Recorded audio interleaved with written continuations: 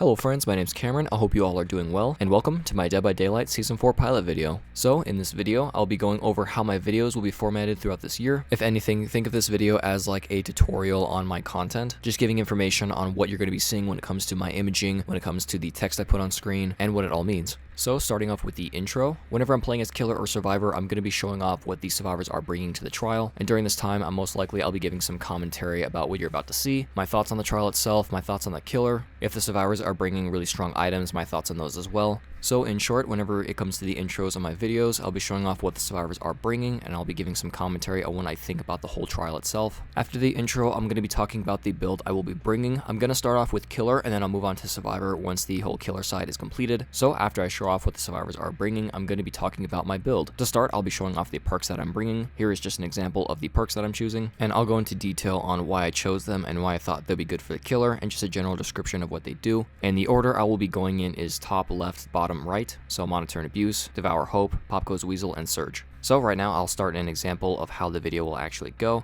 So the perks I've chosen today are Monitor and Abuse, Hex Devour Hope, Pop Goes Weasel, and Surge. Starting off with Monitor and Abuse, whenever the killer is not in chase, their terror radius will be decreased by 8 meters, but whenever they do start a chase with a survivor, the terror radius will increase by 8 meters. So the reason why I chose Monitor and Abuse for the Singularity is because the Singularity can use Undetectable pretty well. You're able to sneak up on survivors, and a good example would be, let's say a survivor is working on a generator, they do not know you're coming, so you're basically able to set up an easy pod placement, tag them relatively easily, and then start the chase with them. And instead of trying to corral them into a spot where you can set up a pod to tag them, you already have that pod tagged onto them because they did not know you were coming. So it makes it a lot easier for you just to start chase with them and use the best thing about the Singularity, which is his slipstream, to catch up to survivors and also, go through pallets, break pallets quicker, and go through windows quicker as well. Alrighty friends, so how I described Monitor and Abuse, like how it's good for the killer, why I brought it, and what it does, I'll be doing that for every single perk and every single video. So to summarize everything, whenever I'm playing as a killer, I'll be talking about the perks first. I'll go into detail why I decided to bring them, why they're good for the killer, why they're not, and just my general thoughts on them. And now let's move on to the second part of the intro when it comes to the build, the add-ons.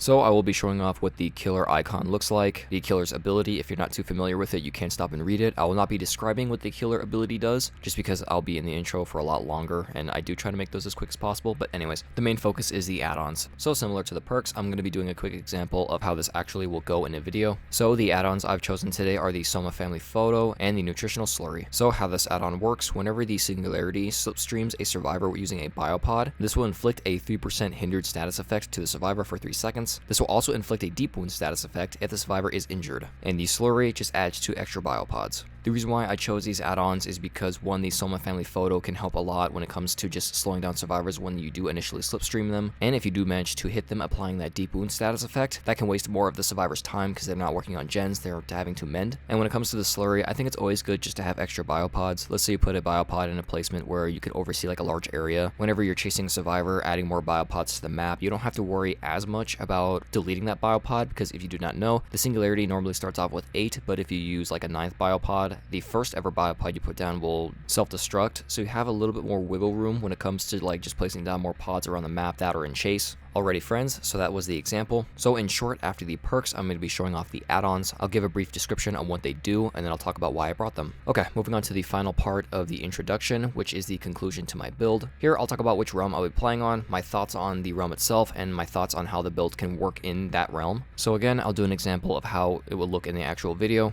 Alrighty friends, so that's the build. So in this trial, I'll be playing on the Suffocation Pit, McMillan Estate. Pretty open map for Singularity, so I don't think it's that bad for him. I think there is a lot of good pod placements due to how open the map is. Also, survivors do like to normally go around like main building areas, either that or like shack, and those are pretty open areas too. So I think the Singularity can use those areas as like traps. So with how open it is on this map, it makes it pretty easy for the Singularity to chase a survivor in there, use his biopod to tag them, and then continue chase from there. And yeah, with that being said, I want to thank you so much for watching, and I hope you enjoy. Alrighty friends, so that's how the whole introduction will go. So to summarize this whole entire video so far, we'll be starting off with the intro to my videos, showing off what the survivors are bringing. I'll give some commentary, what I feel about it. Then we'll talk about the build. I'll go over the perks, the add-ons, and then the conclusion of what map I'm playing on. And from there, we'll jump right into the gameplay itself. So when first loading into the trial, I'm going to be showing off what the map looks like, or just a general rough outline of what the map looks like. Most maps do have multiple versions of a singular map, so me showing off this outline can kind of give a little bit of context to what version of the map that I'm on. Once I fully load load in, I'm going to be showing off a couple numbers on the screen. Those are going to go over the perks, and those are showing off the values I got from those perks. I'll also have numbers over the survivors and also numbers next to the add-ons as well. We're just going to start off with the left side of the screen, which is the survivors. When you're playing as killer, you cannot see how many hook states these survivors have, so the numbers underneath their portraits will signify how many hook stages that they're on. So whenever I do hook a survivor, the number will go up by 1, and whenever they are fully sacrificed, I'll put who got sacrificed first. This is to again help with context. Let's say you're not really too familiar with the game, either that or you're just enjoying the video, you're not really paying attention too much. You can kind of see who's dead on hook, who's not. And like I said, if you are new to the game, this can kind of help you out, just kind of keep track of survivors, because it's wise to do that, because sometimes you do need to chase a survivor that's dead on hook rather than a survivor that you haven't hooked. Moving on to the add-ons, whenever an add-on is always in use, I'll have an infinity sign next to it just because I'm not too sure really how to count the value for it. So in this case, when it comes to the slurry, it will always be in use because there's never not a chance I will not have 10 biopods on the map. But for the purple add-on, whenever I do manage to use it, I'll add a number next to it and that will count towards value to it. So to simplify it, if an add-on is always in use, it will have an infinity symbol next to it, but if an add-on has to be procced, I'll increase the number of procs that happened when the add-on is used. I will also have text underneath the add-on stating why it has infinite number, and again, that's whether it's undetermined or will always be in use value. And finally, moving on to the numbers above the perks. So when it comes to Monitor and Abuse, it'll be the same thing. It'll always be in use, so it'll have undetermined value. When it comes to Devour Hope, that's a special perk. So I'll be counting the stacks I get and also the value I get from it. In this case, the value will be the instant downs that I get from Devour Hope. When it comes to Pop Goes Weasel, whenever Pop is active, I will not count it. Whenever I do use Pop, that's when I'll count the value towards it. And when it comes to Surge, same thing. Whenever I down a survivor, if 1 gen explodes, I will count value to it. If 2 gens explode, I'll count 2 value to it. So let's just say the number's 3, I down a survivor, and I hit 3 generators. That number will turn to 6. And as you can see, whenever a perk has kind of like a special value to it, I will be adding text giving some context to why, because sometimes I won't exactly explain why, but I will add it in the video post-edit so I can clarify why a certain way a perk is being valued. So those are the HUD elements I've been adding. Same thing when it comes to the introduction. These will be in every single video that I make. Okay, so real quick, we're going to go back to the value that I get from perks. I'm just going to be showing off what that exactly entails. So once I down the Dwight, you can see that Surge will go off on the generator next to me. So in this case, I'll be adding 1 value to Surge. Same thing when it comes to Dwight being taken off the hook, I'll be adding 1 value to Devour Hope because I have 1 stack. And finally, when it comes to Pop Goes Weasel, whenever I kick the generator, once the gen explodes, I will count 1 value to Pop. And same thing when it comes to Surge, I will be downing Dwight and then getting another stack for Surge. I really do hope that made sense. If anything, if you guys have any questions, please let me know in the comments and I'll try to answer them as best as I can. Okay, next thing I want to talk about is survivor perks. Whenever I'm playing as killer and I see a survivor use a perk, I'll put an icon next to the person that owns the perk. So in this case, I'm chasing a Dwight. He stuns me and manages to blind me. As you can see on the top right, he does have one of Alan Wake's perks, Champion of Light. So whenever I do see this, what I'll do is on the top left, I'll give a description of what the perk does. I'll put a little icon next to Dwight's name saying, hey, remember he owns this perk. Here's another example with Lithe. Once Dwight vaults the window, I can tell he's using Lithe because of the distance he makes. So same thing, on the top left of the screen, I'll give the description of the perk, what it does, and next to Champion of Light, I'll put Lithe. Sometimes I do get confused on what certain perks do, so if anything, I will clarify in the video with some text on the bottom of the screen clarifying what perk it actually is. But yeah, so this is basically the format when it comes to seeing survivors' perks. Alrighty, so once the trial is over, once I go to the end screen, I'm just going to be giving my thoughts on the trial, and I'll be going over what perks these survivors brought. In this case, it's just an example, so only me and my buddy were the only ones that actually had perks. But if you can see on the right side of the screen, I have my whole entire build, and on the top of the screen, I have a color code. If you guys ever do want to look at that, just to kind of see which values were good, which ones aren't. It's very basic. It's red is bad, green is good, blue is max value, because some perks you can get max value from. Teal is unknown value. Basically, I'm not too sure how well it did. It's more of just a determining of how you guys feel about it. And then purple is didn't get a chance to use. That one I rarely ever get to use, but again, there is a couple times where I don't even get to even use a perk, so I can't really determine if it's a good perk or not because I didn't really get to use it. So these numbers are the maximum amount of value that I got during this trial, and I will be talking more about this after I'm done with the end screen during the outro. So, during the outro of my videos, I'll be giving more detail about what I thought about the build and the values I got from these perks. So again, here's another example. And just like how the intro is, I'll go from top down, starting with Monitor and Abuse, going to Devour Hope, Pop Goes Weasel, Surge. Then I'll move on to the add-ons, and then I'll move on to what happened to the survivors, if they were sacrificed, they escaped, if one of them got hatch, or if any of them were moried. And like I said, I'll just go over what I thought about these perks, how they were good, how they weren't. I'll give some examples during the trial of how I felt that these perks worked out very well. As an example here, let's say I didn't really use Pop too well. Most of the gens I hit were below like 20%. I wouldn't really count that as great value. But when it came to Surge, I used it so many times to the point where I was able to hinder a lot of gens being completed at a certain time, so that'll be good value. Sometimes the number can be low, but I'll still have it as green because either that was game changing when, let's say, Surge hit a generator. Let's say they're about to finish it, it was the last gen. I was able to down a survivor and then start a domino effect of downing more survivors, and was able to halt that gen from being finished even more. So it really just depends on how the trial went. And these numbers will always change most of the time. Sometimes I'll have good value, sometimes I won't with certain perks. And that's the whole point of me adding this to the end of the video. It's just to go over what I thought about the perks and if they are good and if they are not. So when it comes to these builds, just think of them as like tests. And these will be the results of the test.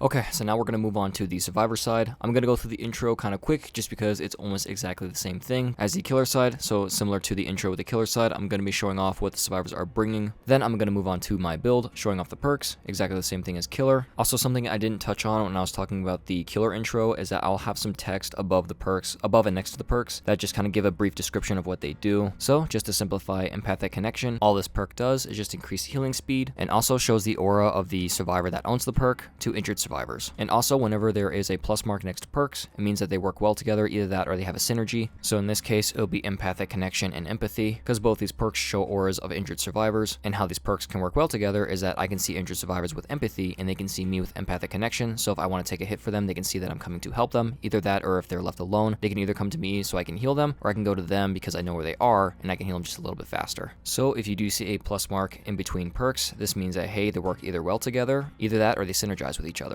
After the perks, I'll talk about the item I'm bringing. I'm not going to go into full detail about what the item is. I'll just say, hey, this is a toolbox, helps me do gens faster, and the two add-ons increase the charges on my toolbox to get gens just done a little bit faster, and that'll basically be it for it. I'll talk about why I'm bringing it, because sometimes I can have a build dedicated to a certain item. Let's say like I have background player, I want to bring a flashlight to increase the probability of me saving somebody with a flashlight, or in this case, I have Deja Vu, which is a perk that helps you repair generators faster. So with Deja Vu and this toolbox, I can use them both together to get through a gen relatively quickly. And then finally will be the outro screen. Here I'll just be showing off the perks that I'm bringing, and then I'll be showing off the map icons of the maps that I'm going to be playing on. Where the killer icons are is which trial that they're going to be set in, and the order of which the trials will be set in is from top down. So the first trial will be on top, and the second trial will be on the bottom. And the final thing that I will say, this will be kind of changing very soon. I don't really do much survivor content, but I do want to focus on that this year. So things might change with the intro, but I don't think it'll be that drastic. This will just be a general idea of what it will look like. So in short, that will basically be the intro of my survivor videos. Now let's move on to the gameplay part. So whenever you're first loading into the trial, same thing with killer, I'm going to be showing off the map layout.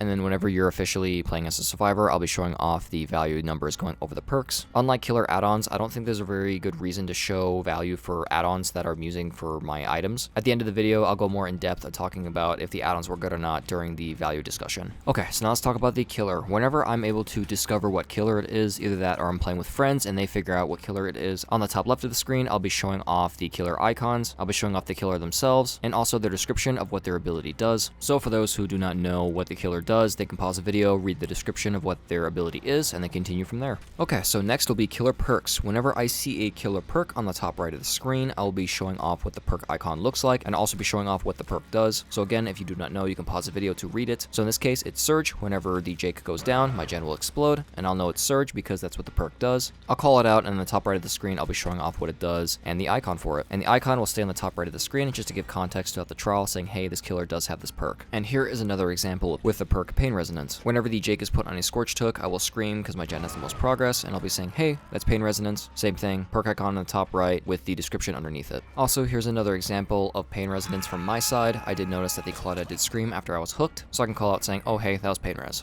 Next is killer add-ons. Whenever the killer shows me his add-on, in this case it'll be the Iridescent Coin, I'll give a description on the top left of the screen, and I'll keep the add-on next to the killer icons, again for context.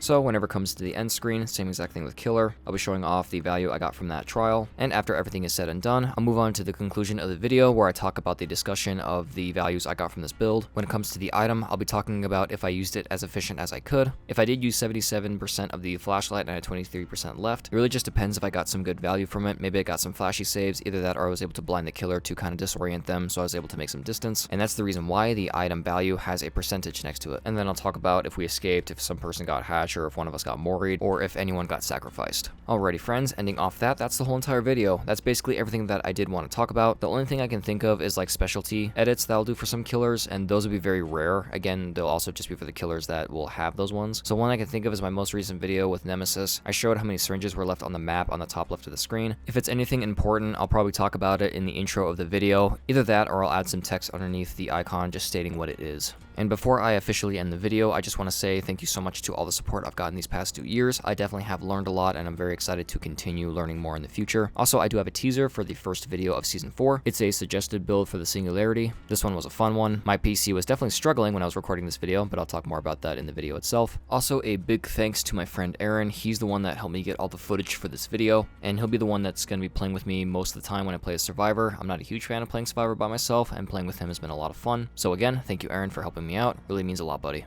And with that being said, I want to thank you so much for watching. I really hope you enjoyed. Again, if you have any questions, please let me know. I really do hope that this was very coherent. I really do hope that this made a lot of sense. And I really do hope I was able to show my process of editing videos and just kind of what I add and what my thought process is. So again, thank you so much for watching. Really hope you enjoyed. If you want to see more, consider subscribing. I try to post whenever I can. And if you like the video, leave a like. It always helps support the channel. Check out my Instagram, link in the description. I just post updates on there whenever I'm uploading. Here's to Season 4. I really hope it'll be a good one. And I hope to see all of you in the next one. Stay safe out there, friends.